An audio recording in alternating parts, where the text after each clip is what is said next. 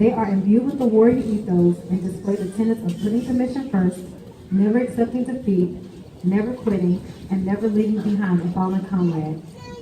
This is an important day, and these soldiers can take great pride in their accomplishments. To the parents, families, and friends of these soldiers, Fort Jackson extends a very warm and sincere welcome. We are justifiably proud of them and are equally honored that they have chosen to join our ranks. Please direct your attention to the left of the formation. The units marching today from your left to right are the 282nd Army Band under the command of Chief Warrant Officer 2 Thomas W. Jackson Jr., graduating soldiers from Company D, the Battalion Color Guard, and graduating soldiers from Company E from the 3rd Battalion, 34th Infantry Regiment, and Company D from the 3rd Battalion, 39th Infantry Regiment. Identified by their distinctive headgear are the drill sergeants. These dedicated non-commissioned officers form the backbone of the Army's training center system, selected on the basis of professional competence, leadership ability, and years of service. These men and women undergo intensive training to earn the right to wear their distinctive hat and insignia. With the drill sergeant hat goes the important responsibility of molding civilian men and women into soldiers.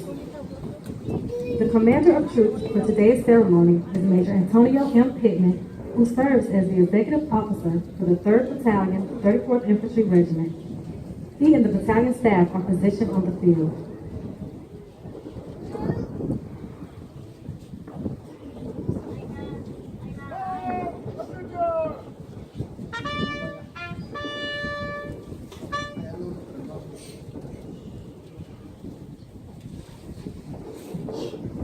The reviewing officer for today's graduation is the commander of the 3rd Battalion, 34th Infantry Regiment, Lieutenant Colonel Robert S. Perry. On his left is Command Sergeant Major David R. Boone, the senior non-commissioned officer, master trainer, and principal advisor to the commander.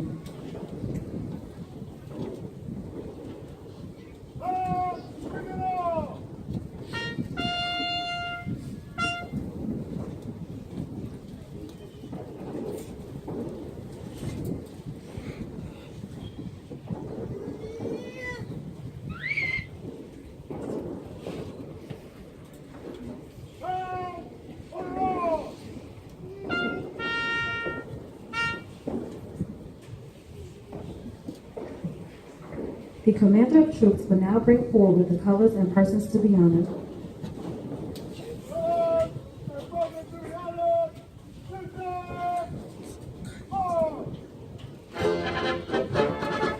Competence and commitment are the hallmarks of professionalism. The soldiers and drill sergeants coming forward will be recognized for their excellence in training and duty performance and serve as examples to all.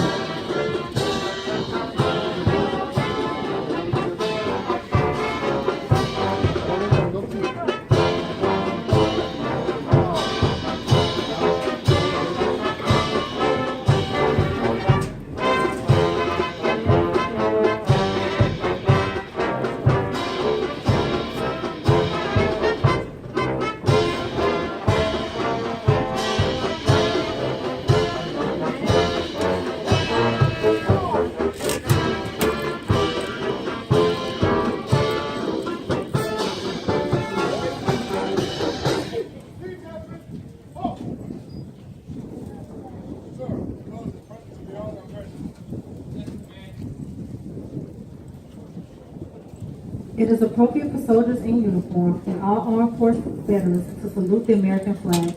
We ask our civilian guests to please remove your headgear and place your right hand over your heart as our national anthem is played.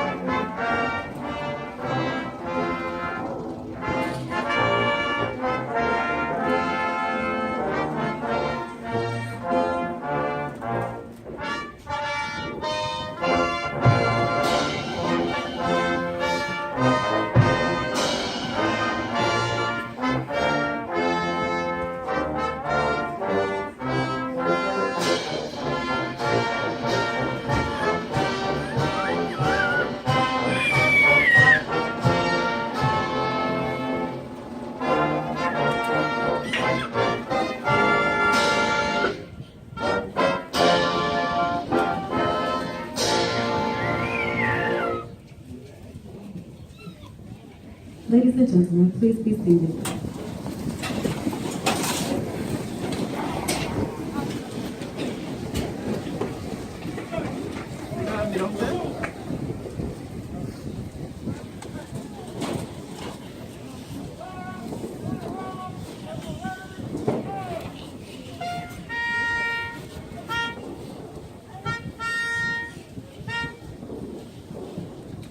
Lieutenant Colonel Perry and Command Sergeant Major Boone will now present the awards.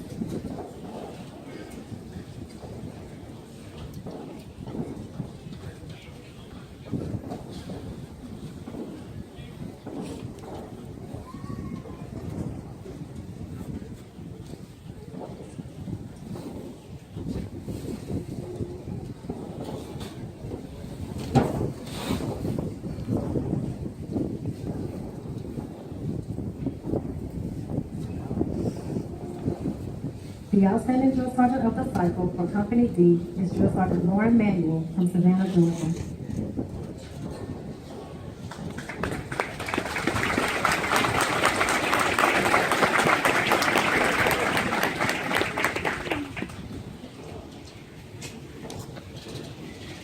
The honor graduate of the cycle for Company D is Private Tommy Lee Sanchez from Pasadena, Texas.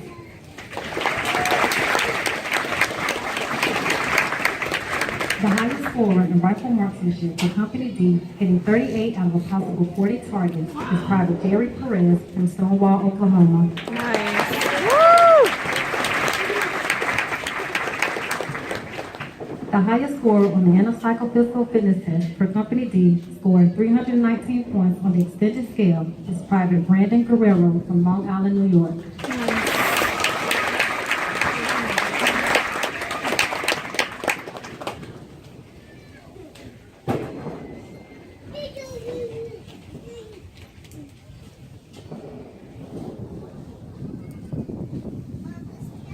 The outstanding drill sergeant of the cycle for Company E is Drill Sergeant Daniel Barcy from Utica, Illinois.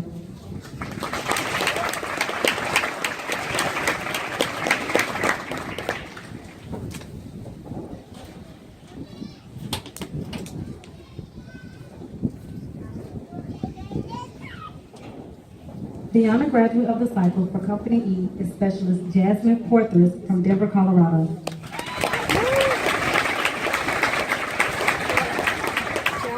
The highest score in rifle marksmanship for Company E, hitting 40 out of a possible 40 targets, a Hawkeye, is Private Joshua Edmond from Shalom, New Jersey.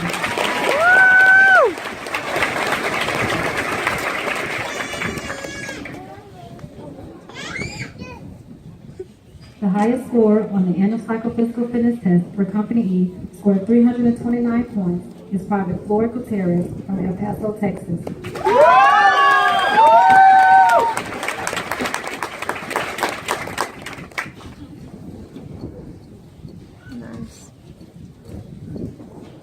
Lieutenant Colonel Moyes and Command Sergeant Major Davalle will now present the awards for Delta Company, 3rd Battalion, 39th Infantry Regiment. The outstanding drill sergeant of the cycle for Company D is Drill Sergeant Corey Moore from Asheville, North Carolina. The soldier leader of the cycle for Company D is Private Jason Lampkin from Saipan.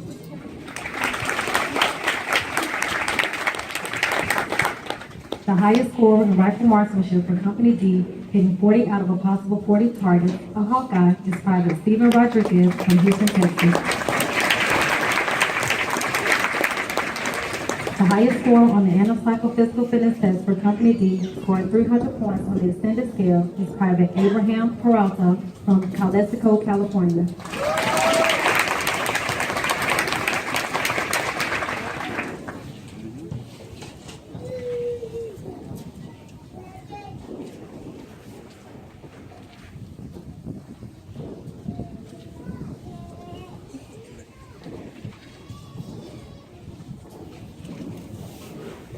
The following individual is receiving the Staff Support Award for exceptional professionalism and dedication to excellence in support of the accomplishment of the unit's total mission. Specialist John L. Flunder.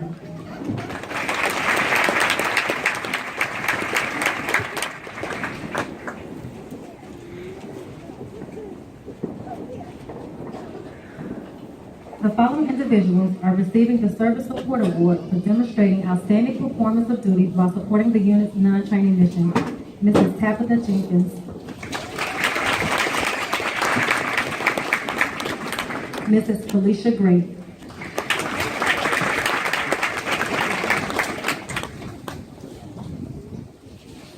Ms. Seville Connolly.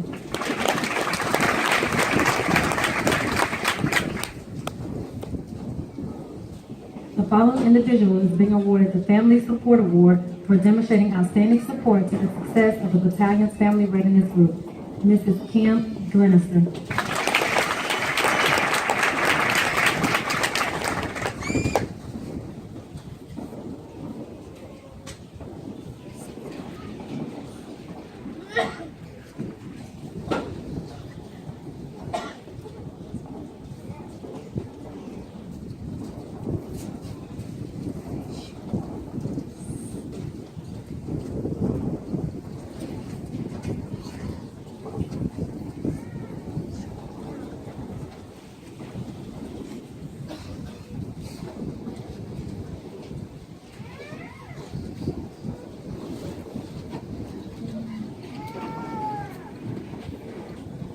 Ladies and gentlemen, the commander of the 3rd Battalion, 34th Infantry Regiment, Lieutenant Colonel Robert S. Perry.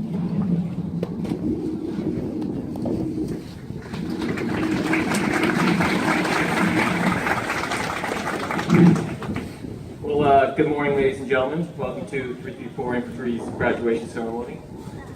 I hope everyone had a great family day, and if you were not able to join us yesterday, I would like to welcome you to Fort Jackson, the Army's premier training center, and we would like to say victory starts here. I'd like to welcome all of our distinguished guests who are in attendance for today. Would also be remiss if I did not mention the 282nd Army Band, who always puts on a great performance, and in my opinion, is one of the best military bands in the country.